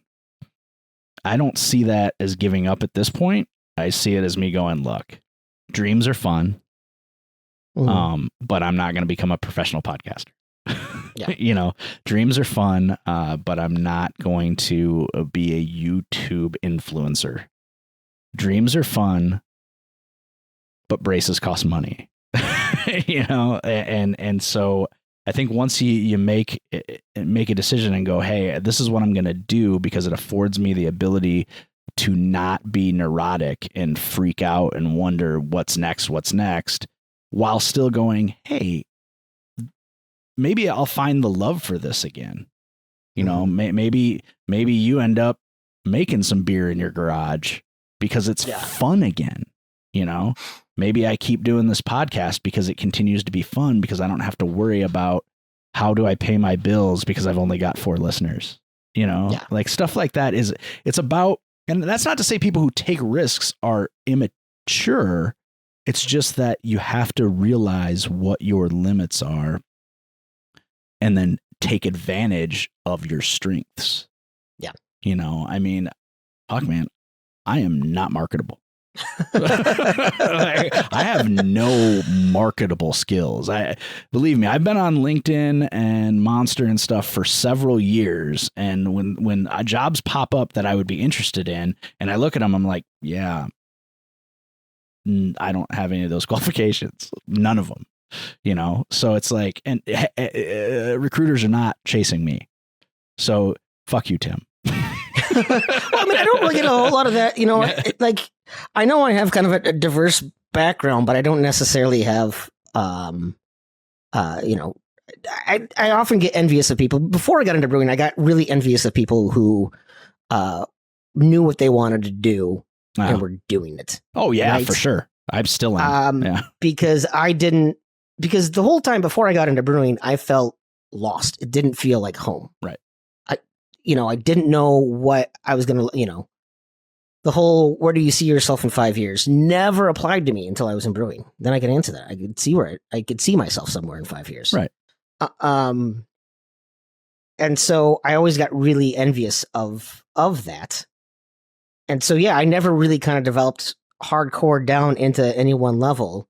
So I spent my time just learning a little bit of everything, doing a lot of these little things. So I don't know that I necessarily have any real tangible expertise in anything. I bet your resume would read that you do, though. Honestly, I don't know. Again, I didn't get this job because of my resume. I got this because a guy that I worked with at the sign company in Ames 22 years ago also happens to work there and put in a good word for me. Do I know him? Minneapolis ain't that far away. I'll commute. Yeah, I know. So it's and that's not to say that I didn't, get on my own merits. I do have science experience and project management experience and all of that. But most recruiters would look at the last 10 years in brewing and immediately put that thing in the trash. Yeah, except for I think if you write it the right way, it shows how much life. Really, that's where your life experience really does build your resume. I just don't have any of that. if we could stop getting HR to keep using these AI bots, then I'd be all about it. Yeah, I suppose. That's where a lot of them are getting weeded out right now. Yeah, they're just looking for keywords. Yeah, I can see that. But, but ultimately, it's better to work at a smaller place that maybe doesn't use that anyway. I think because it's like, do you really want to work for a B-Dubs or a Best Buy or some conglomerate, like something huge at this point in your life? Probably not. Probably not. I really did like a lot of the perks that came along with that stuff. Oh, I'm sure. Could you imagine dropping into one of those jobs now at, 46 years old? And all these up and coming young people? I could have seen myself going back and being project manager at something like a B-Dubs. I don't think I could handle Best Buy. I think it'd be crazy. You'd walk in there and you'd be like, I don't remember everybody being this young when I was this young. No, there is a level of that, but I work with young kids now. It just would look like it's changed. It's it's weird because like we were talking about love in college, and college is like the last time in your life where you're going to be around that many people that close to your age and that close of an area. Right. Once you get out into the working world, you're working with Janice, who's 68 and who's been there for 25 years, and Pete, who interned last summer and just got in. Right. And so I guess I never really thought of it that way. Like that. Yeah, you're right. That is the last time you're surrounded by your peers. Yeah. Really. I mean. Yeah.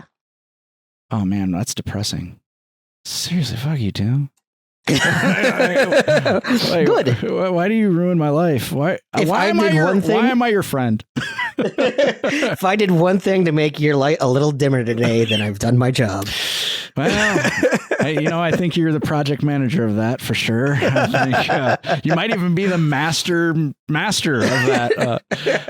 But no, man, I tell you, like, I'm so happy for you. I'm glad that you got the changes you needed, and I'm glad that you're enjoying life and enjoying time with your daughter, and that you're seeing a thing that you wanted to fruition, man. So I'm happy for you. I can't tell you how much like joy that brings to me seeing you happy. And I really appreciate you coming here and talking about all of this again. I mean, we actually sort of did it 1.5 times last time. Yeah, we really did. I mean, there's so many things. That was just a very interesting weekend, and it was shitty reason, but so awesome. Like it was just.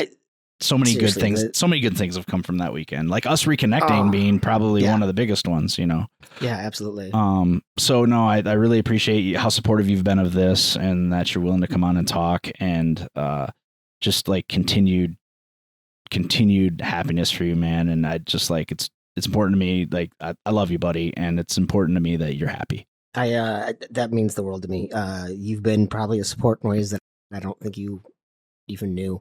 Thank you, man. I appreciate that. Yeah, it was a lot of fun. I've never eaten so much Cuban food, mainly because I'd never eaten Cuban food before. A Cuban restaurant in the Ramada. Oh, it was delicious. Those people were so nice too. The people that ran that restaurant. Yeah, oh, seriously. But yeah, no, I needed it as well. I don't think I would have been able to get through that weekend I don't want to say easily, but like as comfortably as had you not been there. Like having each other to lean on and like to keep each other sane was pretty awesome. So yeah, thank you for that. Thank you for being so supportive of this. And if that new company you work for needs a media management specialist or something, that's good to know.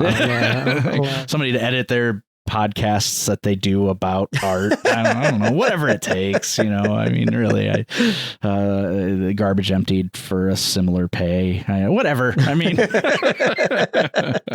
but yeah, seriously, man, like, thank you so much. And obviously we talk all the time, so I'll talk to you again soon. And like truly, buddy, I love you. Yeah, same. All right, man. Go to that soccer game. All right. Bye.